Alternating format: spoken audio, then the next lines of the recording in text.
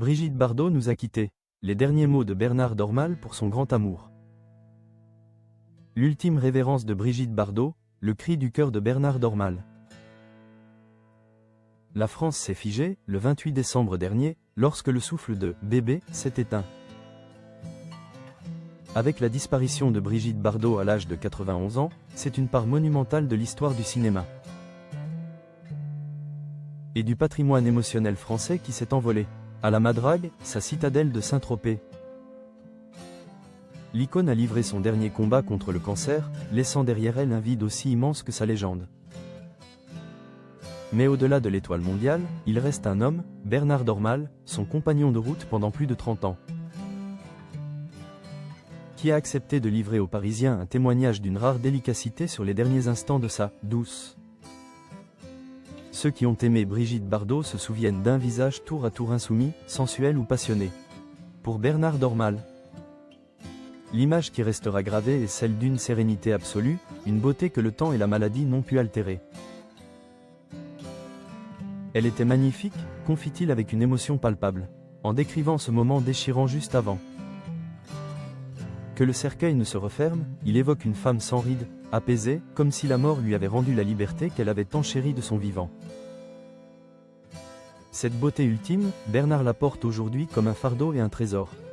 Les obsèques, célébrées le 7 janvier 2026 à l'église Notre-Dame de l'Assomption, ont été le théâtre de ce déchirement. Devant une assemblée mêlant fidèles amis comme Mireille Mathieu ou Paul Belmondo, et figures de ses combats comme Paul Watson, Bernard Dormal n'a pas pu briser le silence. « J'avais écrit quelque chose, mais j'ai été trop ému pour parler », avoue-t-il. L'homme d'affaires, terrassé par le chagrin, a été assommé par la réalité de la perte, incapable de prononcer les mots qu'il avait tant soignés. Si le monde se souvient de ses mariages tumultueux avec Roger Vadim, Jacques Charrier, le père de son fils Nicolas, ou le playboy Gunther Sachs, c'est bien auprès de Bernard Dormal que Brigitte avait trouvé son port d'attache. Depuis 1992, le couple partageait une existence loin des projecteurs de la Croisette, unis par un amour indéfectible pour la cause animale. Aujourd'hui, dans les couloirs silencieux de la Madrague, Bernard Dormal déambule comme une ombre. Son deuil est peuplé d'habitudes qui refusent de s'éteindre. Le soir, je crois qu'elle est dans le lit, je me surprends à dire « Attends, j'arrive », livre-t-il dans une confidence bouleversante. La présence de Brigitte est partout, mais sa voix s'estive, laissant place à une solitude nocturne qu'il tente de chasser en laissant la lumière allumée. Conformément à ses dernières volontés, celle qui fut le symbole de la libération sexuelle repose désormais au cimetière marin de Saint-Tropez. Sous le soleil d'hiver du Var, Brigitte Bardot a rejoint cette terre qu'elle avait juré de ne jamais quitter. Alors que la foule des admirateurs se pressait devant les grilles pour un dernier adieu, le cercle intime se recueillait sur cette tombe qui devient, dès à présent,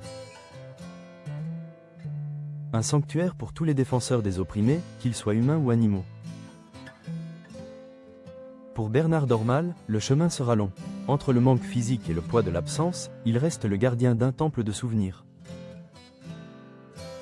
Brigitte Bardot n'était pas seulement une actrice. Elle était, pour lui, une sérénité retrouvée. La France pleure son icône, mais Bernard, lui, pleure la femme qui, jusqu'à son dernier souffle, a su garder cette lumière intérieure capable de défier la mort elle-même.